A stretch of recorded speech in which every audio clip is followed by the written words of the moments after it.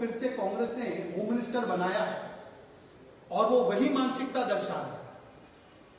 और इसीलिए आज मैं कहना चाहता हूं प्रियंका वाड्रा जी से, प्रियंका वाड्रा जी, अगर लड़की हूं लड़ सकती हूं एक खोखला नारा नहीं है, तो आप बताइए कि इस प्रकार का वक्तव्य, जबकि अक्यूज पकड़े नहीं गए हैं, क्या ये मोलेस्टर्स और रेपिस्ट को कर्नाटका में एम्बोल्डन नहीं करेगा? क्या ये उनको ये नहीं बताएगा कि कांग्रेस पार्टी हमारे साथ खड़ी है? दूसरी बात, in the last few weeks Karnataka में एक के बाद एक महिलाओं के ऊपर जो हमले हुए हैं, जो प्रताड़ना हुई है, जो बलात्कार हुए हैं, वो आत्मा को और अंतरात्मा को झंझोड़ती है। The number of cases have taken place in the last few weeks in Karnataka. 4th April, a woman was gang raped in front of her sons in a bus. 3rd April, woman was dragged to an isolated area and gang raped in front of her brother. 10th March, Israeli woman was gang raped along with her homestay friend in Koppal. 3rd February, an 8-year-old girl was gang raped by 3 men in Mandya. अगर आप देखेंगे, जब से कांग्रेस की सरकार कर्नाटका में आई है, बलात्कार की घटनाएं, मोलेस्टेशन की घटनाएं, महिलाओं पर उत्पीड़न की घटनाएं लगभग 50% से राइज कर गई है। There has been a 50% rise in the cases of rapes and molestations and sexual outrage against women in Karnataka ever since the Congress has come. क्या प्रियंका वाड्रा और कांग्रेस पार्टी के लिए जो घटनाएं ये हुई है पिछले कुछ हफ्तों में, क्या ये छोटी मोटी घटना है? प्रियंका वाड्रा जी, क्या कार्रवाई की जाएगी जी परमेश्वर जी पर इस प्रकार के बयान और मानसिकता दर्शाने के लिए? What will be the action taken on G. Parmeshwar, who is a serial offender, under whose watch the women of Bengaluru and women of Karnataka are feeling most unsafe because of his failure to maintain the law and order situation?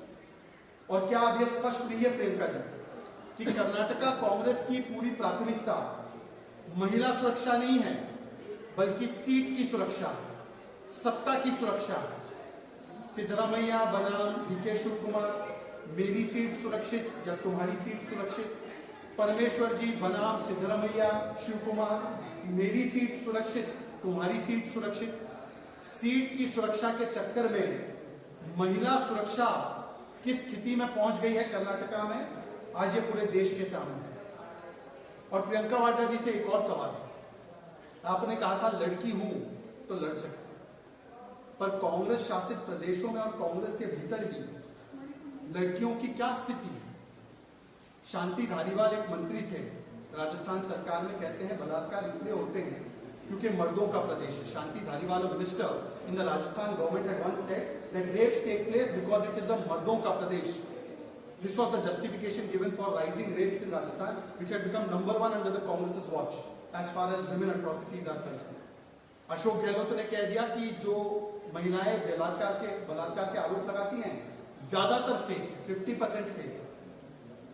Kerala में एक महिला थी कांग्रेस की नेत्री सिमी रोजबेल John, उन्होंने casting couch का आरोप लगाया कि मेरे साथ पार्टी में कुछ लोग दुर्व्यवहार करते हैं, मेरे शारीरिक रूप से मेरा प्रताड़ना करते हैं।